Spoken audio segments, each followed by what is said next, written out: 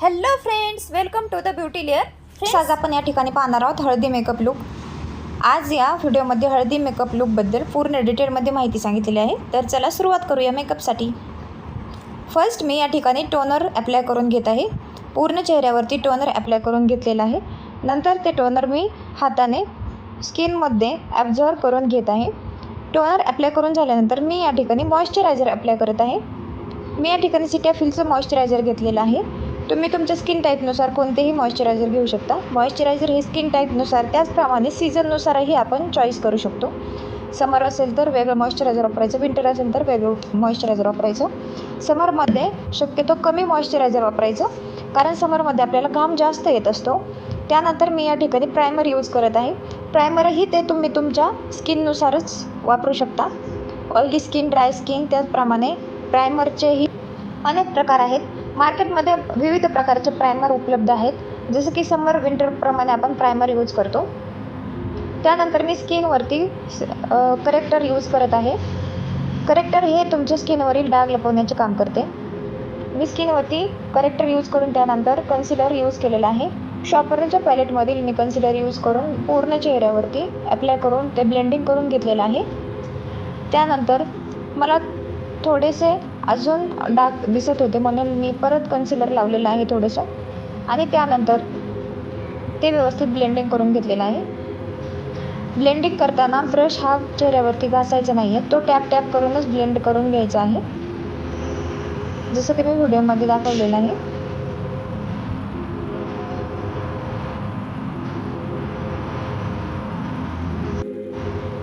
कन्सिलरचं blending व्यवस्थित झाल्यानंतर त्यानंतर आपण लिक्विड अप्लाय करणार आहोत. लिक्विड म्हणजेच फाउंडेशन. फाउंडेशन हे कोणत्याही प्रकारचं घेऊ शकता तुमच्या स्किन टाईपनुसार, त्याचप्रमाणे सीझननुसारही फाउंडेशन चेंज होतात. फाउंडेशनमध्ये हे वॅक्स बेस असतं. या ठिकाणी मी फार्मसी अँड नार्स फाउंडेशन एकत्र करून एक सेट तयार केलेला आहे. तुम्ही तुमच्या स्किननुसार सेट तयार करून घ्यायचा आहे. मी माझ्या स्किनपेक्षा फेअर सेट घेतलेला आहे. त्यानंतर मी या ठिकाणी नोज कंटोर करून घेतलेला आहे. नोज कंटोर नंतर मी या ठिकाणी चिक कंटोर करून घेणार आहे. आणि हे सर्व आपल्याला जागेवरती ब्लेंडिंग करून घ्यायचं आहे. फाउंडेशन ब्लेंड करताना आपल्याला ब्लेंडरचा यूज करायचा आहे. ब्लेंडर हा पूर्णपणे वॉटरमध्ये डीप करून घ्यायचा आहे. तो ब्लेंडर पूर्णपणे पिळून नंतरच तो ब्लेंडर यूज करायचा आहे.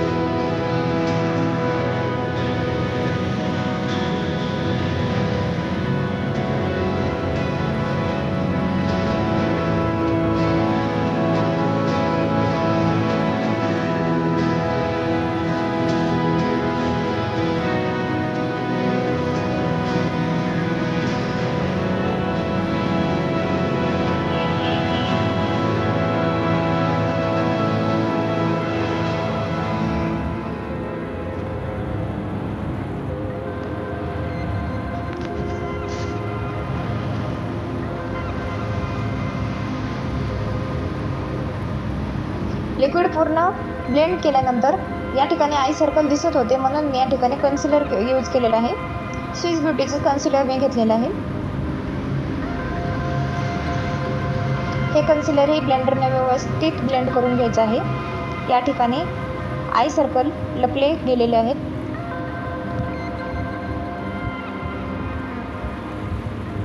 यानंतर मी ब्लशर यूज करत आहे. ब्लशर मी या ठिकाणी लिक्विड ब्लशर घेतलेलं आहे.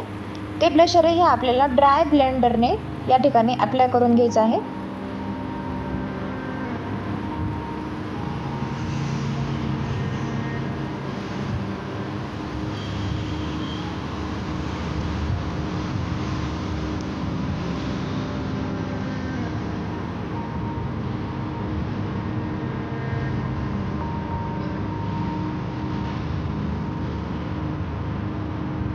त्यानंतर मी या ठिकाणी लूज पावडरने पूर्ण मेकअप लॉक करून घेत आहे.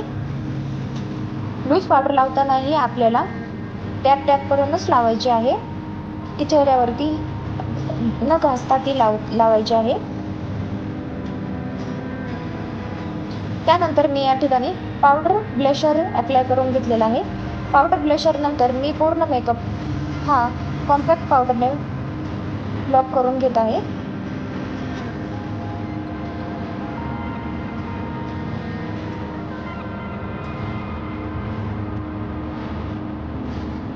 त्यानंतर मी या ठिकाणी हायलाइट करून घेत आहे. हायलाइट केल्याने आपला मेकअप एकदम शायनी दिसतो.